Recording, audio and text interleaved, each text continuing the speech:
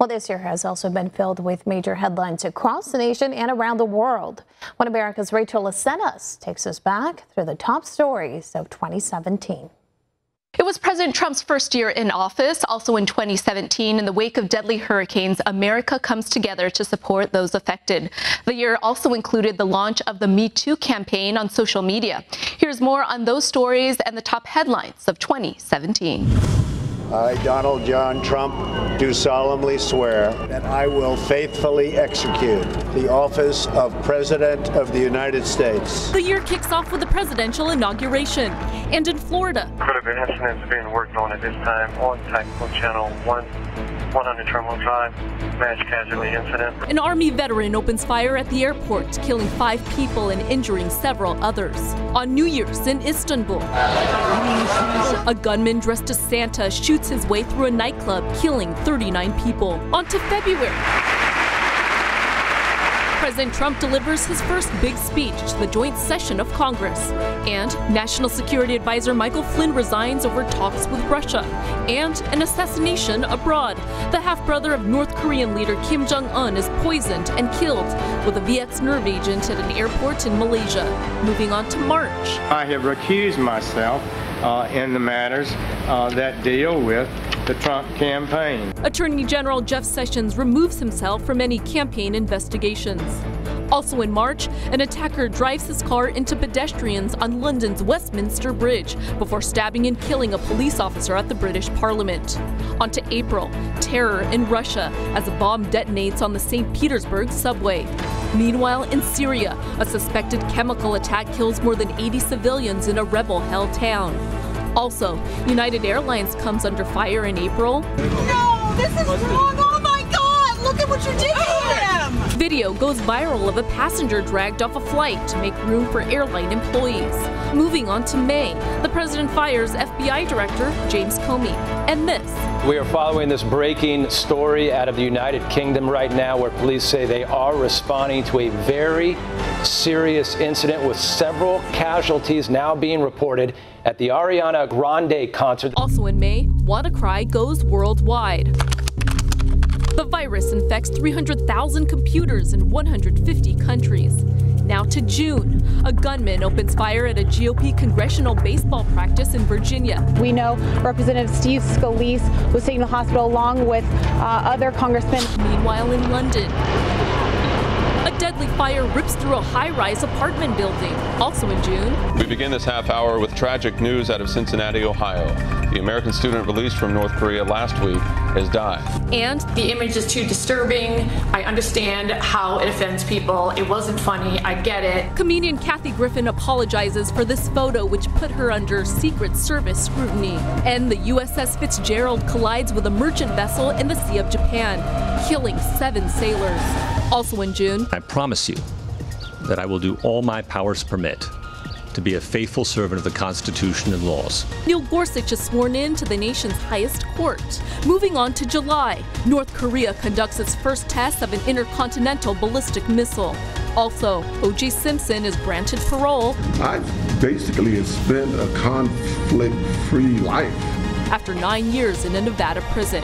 The G20 summit in Germany with leaders of the world's largest economies.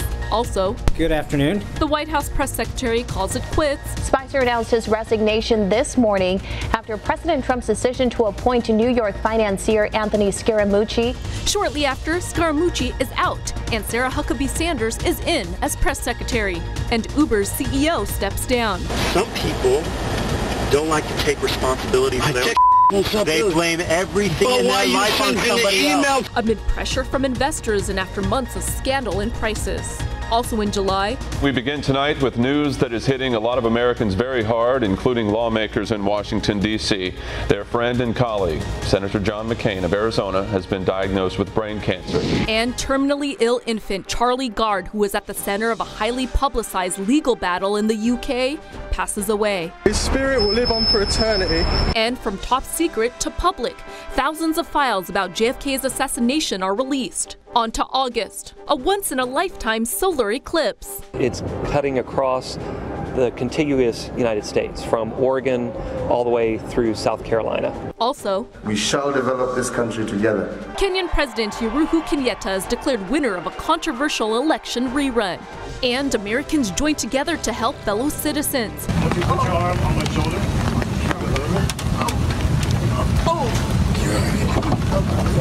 You okay? In the wake of Hurricane Harvey, oh my gosh! which slammed into the Texas Gulf Coast. Abroad in Venezuela, food and medicine shortages amid the country's political and economic crisis. Also, Confederate controversy. The battle over historical monuments heats up across the nation. After violence at a white nationalist rally in Charlottesville. In Barcelona, yet another terror attack. This is developing news, but we do know there are now multiple deaths and several others are injured after a van plowed into a crowd of pedestrians. Finally, Amazon buys Whole Foods for $13.7 billion. In September, Hurricane Irma, followed by Hurricane Maria. Meanwhile, a deadly 7.1 magnitude earthquake rocks Mexico. And the president versus the NFL. Wouldn't you love to see one of these NFL owners, when somebody disrespects our flag, to say, get that son of a bitch off the field right now, out, he's fired. Moving on to October.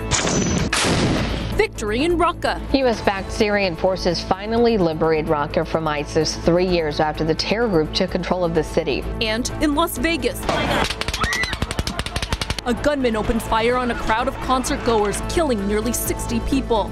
Also, Catalonia's parliament officially declares independence from Spain today. And the Me Too campaign on social media begins in October, launching a series of sexual harassment allegations against celebrities, politicians, and journalists. In November, not guilty. The illegal immigrant accused of killing Kate Steinle in San Francisco is acquitted of murder charges. Also that month, we begin with developing news coming out of Texas, where officials claim more than 20 people are dead and 30 people are injured following a mass shooting at a Baptist church. And a North Korean soldier makes a daring escape to the south in mid-November, running for safety while being shot by fellow soldiers. Also, Democrat Senator Al Franken steps down. I will be resigning as a member of the United States Senate. Followed by a handful of resignations and retirements in Congress in December, also amid sexual misconduct allegations. And fall from grace. After 37 years of ruling Zimbabwe, 93-year-old President Robert Mugabe resigns.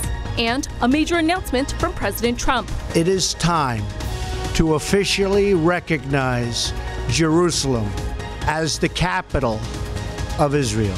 Plus,